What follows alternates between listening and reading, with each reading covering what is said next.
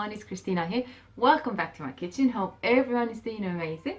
I've come here today for a bit to tell you about the Disney collaboration cake for the 13th of October.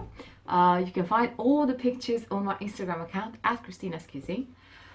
It was such a fun cake to make, and I actually managed to have the Winnie done in the first go from fondant. So really fun. But the actual cake was a honey cake and also a Swiss meringue buttercream honey with honey. It was one of Georgia's cakes recipes. Georgia is a British girl who started her baking journey a few years back and is now very popular and a very amazing baker and artist. So I used also honeycomb inside the cake and on the outside for the decor.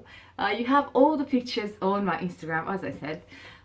It was such a fun cake to make and the taste was really nice. Again, the video on YouTube will be on Rapid.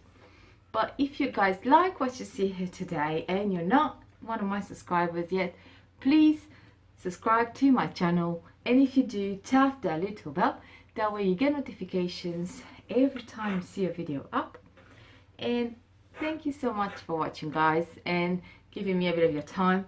Until next time, remember, go break an egg and take care of yourselves. See you soon.